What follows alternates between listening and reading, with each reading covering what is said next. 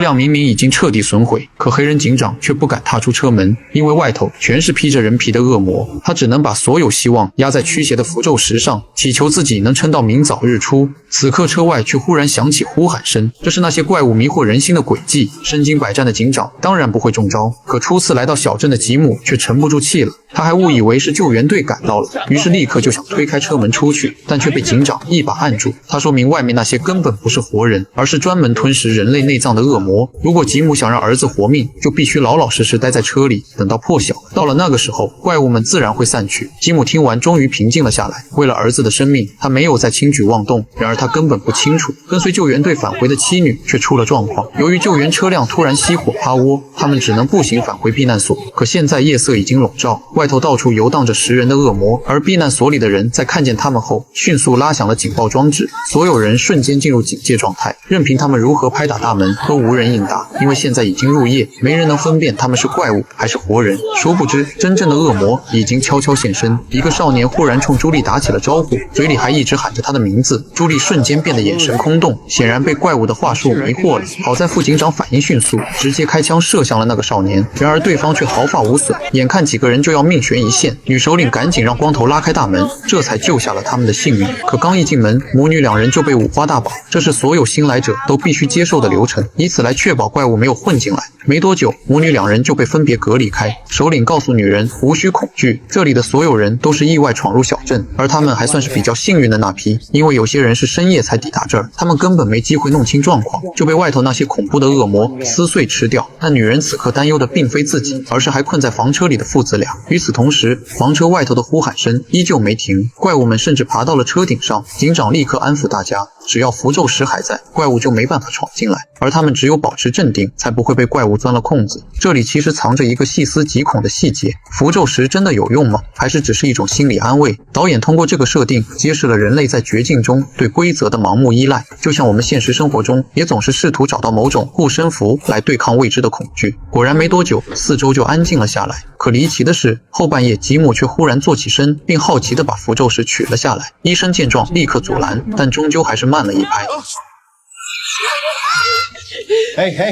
原来这只不过是一场噩梦，他们成功挺过了这个黑夜。而这时救援队也赶到了现场，看到几人平安无事后都如释重负，但新来的人都需要选择落脚点，一个是住在避难所，大家可以互相照应，另一个则是搬进小镇民宅。虽然获得了更多个人空间，但要承受的风险也就更大。如果选择住进小镇，他们就必须在日落前检查符咒石，并且有孩子的家庭还必须把窗户封死，因为怪物经常会用话术诱骗人们开门，而小孩往往更缺乏抵抗力。当然小镇上也设立了惩戒制度，如果有人违背规定导致居民死亡，就会被关进铁皮房过夜，里面没有符咒石护身，基本上进去就等于被判了死刑。女人好奇地问，用过几回？牧师却说从未使用过，但今晚将是第一回。在介绍完小镇和避难所之后，也就轮到吉姆一家做决定了。本以为他们一家4口都会选民宅，却没想到女儿竟单独选了避难所。也许他认为父母更疼爱弟弟，所以这回才决定任性一次。面对这突然发生的状况，夫妻俩都有些措手不及，他们非常担心女儿的安全，于是想要千方百计把她劝回来，但警长却说时间已经不多了，他们必须赶紧回到各自的住所。而为了让夫妻俩安心，警长表示自己的儿子也住在避难所，会尽力照看好女孩。Everybody, son, we'll be going down soon. 在牧师的催促下，大家全都分头离开。而今晚正是行刑的时刻，由于醉汉导致自己的妻女惨死，所以他将接受恐怖的惩罚，那就是在铁皮房里过一整夜。I'm ready. 看着心灰意冷的醉汉，警长也只能多加了2道锁，祈祷他能熬过今晚。但没有符咒石保护的男人就只能蜷缩在铁皮房的角落。而当他再次看向四周时，那些怪物已经包围了附近。看到这一幕，我突然想起一个问题，如果是你，在失去至亲之后，还有勇气在这个绝望的世界继续活下去吗？醉汉选择了接受惩罚，不是因为他认罪，而是因为他已经失去了活下去的理由。有时候死亡反而是一种解脱，这种绝望比任何怪物都更让人窒息。而此刻，男人就像一只等死的羔羊，只能紧闭双眼听天由命。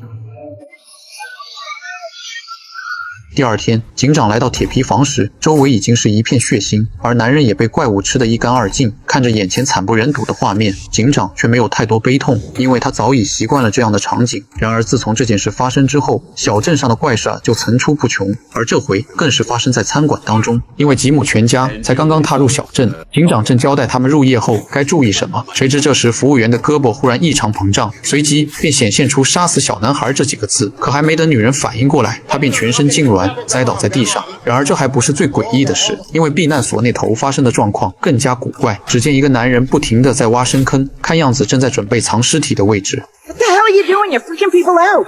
I was just trying to get a head start this time. 维克多的回答让首领感到震惊，莫非小镇上又将有人要死去？然而过了一会儿，维克多却主动找到了小男孩伊森。虽然他们俩此前从未谋面，但却存在着某种神秘的纽带，他们都能够看见那个穿白衣的小男孩。而之前那孩子选择了维克多，帮助他躲开了很多次灾难，但后来不知怎么就失去了踪迹。现在伊森又一次看见那个小男孩，说明可能又要出大事了。于是维克多决定亲自去弄个清楚。果不其然，在树林里，他又一次看见了那个白衣小男孩，可眨眼功夫，对方就不见了。维克多推测，他应该是躲进树洞里了，因为谁也不清楚那洞穴通向哪里。只见维克多随手捡起一颗石子，然后在石子上画了个笑脸，接着当着伊森的面把它扔进洞里。但下一刻，那颗石子竟从天而降，掉了下来。You never know where you'll end up.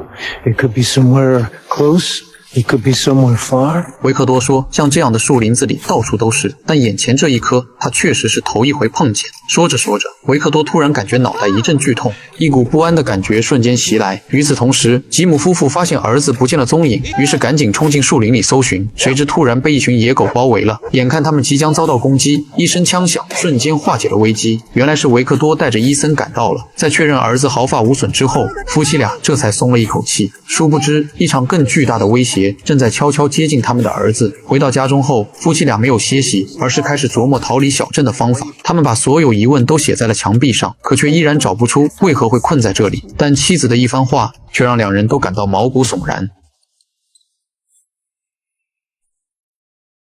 由于这一切来得太过突兀，他们至今都分不清虚幻与真实。然而，在他们思索问题的时候，那个服务员也已经苏醒过来。由于内心恐惧的缘故，他没有向医生坦白自己身上出现的异常。殊不知，正是因为心中的恐惧，再一次让恶魔找到了可乘之机。只见莎拉悄悄走到一个病人床边，直接用尖锐的东西刺进了对方的颈部。随后，他又开始自言自语起来，似乎正在跟恶魔做着某种交易。很快就到了护士巡房的时刻，在看见病人死状凄惨的模样后，他被吓得拔腿就逃，可一转身却发现大门大开着，而那些怪物也慢悠悠走了进来。第二天，副警长带队赶到了现场，发现符咒石掉落在地面，屋子里到处是病人的尸块，而那个护士也没能逃过一劫。但他们做梦也想不到，制造这一切的竟然是内部的人。此刻莎拉已经来到了伊森的家里，只要杀掉这个孩子，他就能完成跟恶魔的协议，从而逃离这个该死的地方。殊不知，在那些恶魔看来，他也不过是枚棋子而已。